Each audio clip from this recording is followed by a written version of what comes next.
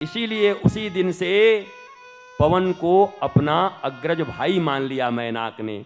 और आज जब पवन पुत्र जा रहे हैं तो कहा ओ हो मेरे अग्रज भाई का पुत्र जा रहा है, मेरा धर्म है कि मैं इनको विश्राम दूं, मैं इनको आराम दूं, 5 स्टार होटल में रुकने के लिए निमंत्रण दूं। निमंत्रण दिया, आ जाओ आ जाओ, सोने का पर्वत है, जितना चाहो ले जाओ। हनुमान जी ने अनादर नहीं किया, रिश्तेदारों का अनादर नहीं करते।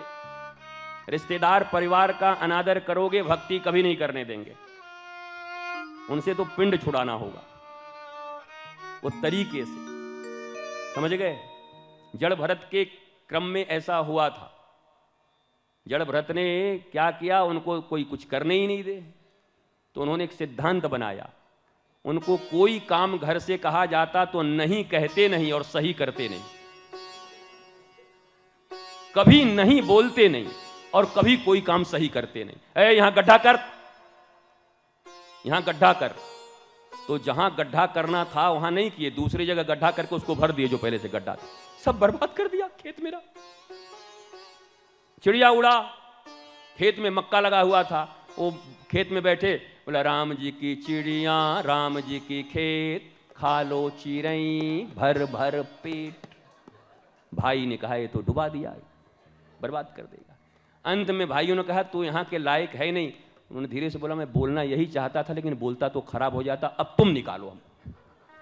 लोग कहते हैं क्या करें महाराज जी, घर में लोग छोड़ते नहीं, मैं ऐसा ट्रिक बताऊंगा कि एक रात में लात मार के घर से बाहर निकाल दो।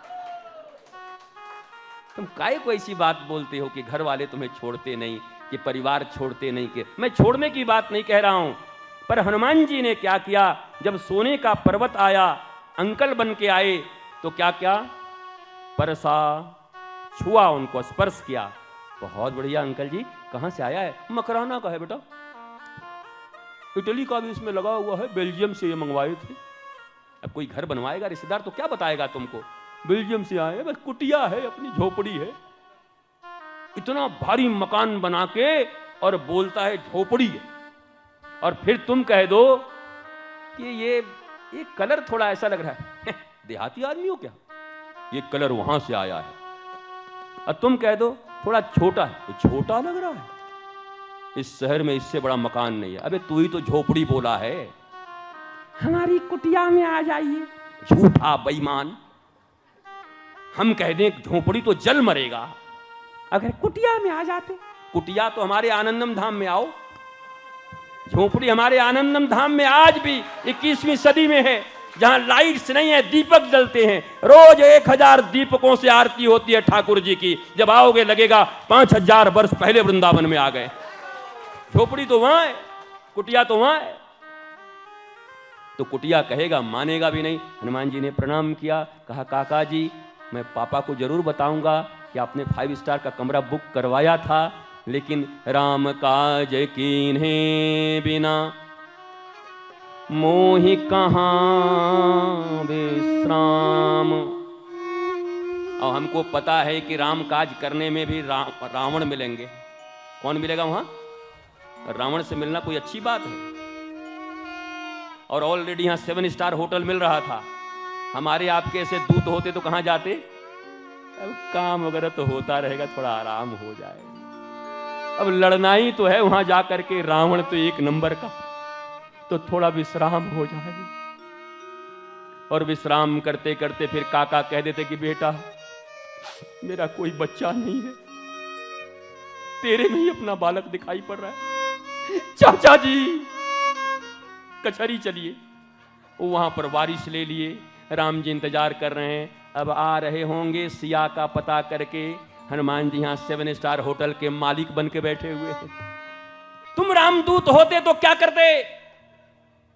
क्या जाते किसी रावण के पास युद्ध करने के लिए?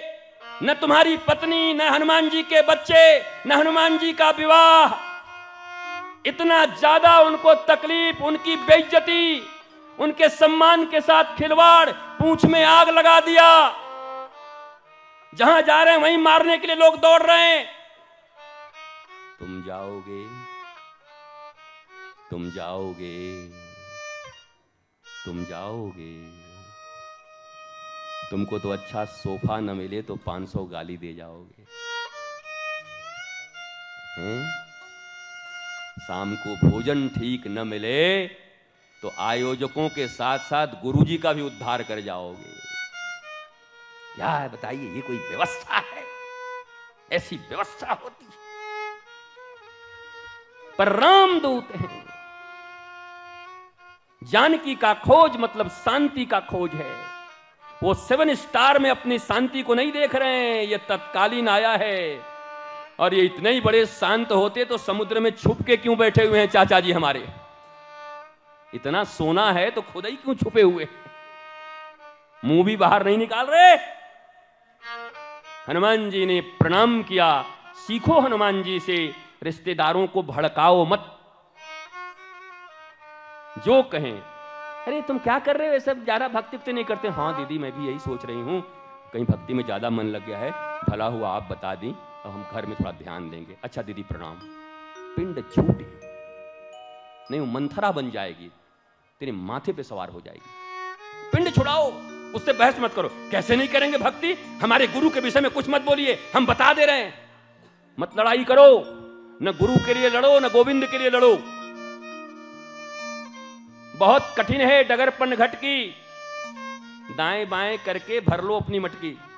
कोई लड़ने की जरूरत नहीं। काहे को लड़ो, किसके लड़ोगे?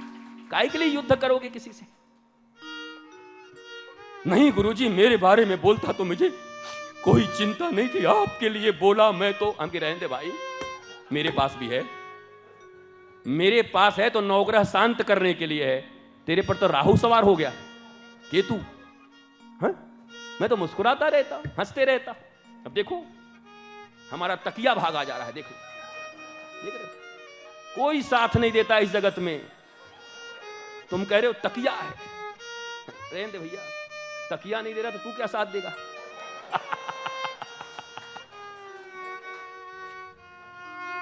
हल्के लोग दुनिया में साथ नहीं देते। अब इशारा है तो साइड से निकलो। लक्ष्य सीता हैं, तुम संवाददाता हो, श्री राम के दूत हो।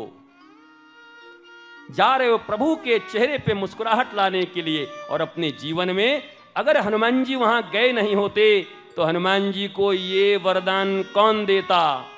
अजर हमारा गुण कौन देता? गए तो हैं, हम राम जी का काम करने गए हैं, मिला क्या? राम जी साकेत हैं, हनुमान जी कहां हैं? यत्र यत्र रघुनाथ कीर्तनम तत्र तत्र कृतमस्तकांजलम। मस्तकांजलम, मस्तक अंजलि ऐसे भर करके, अंजलि ऐसे करके, मस्तक नवा करके, आंखों में अश्रु लेकर के हर जगह हनुमान।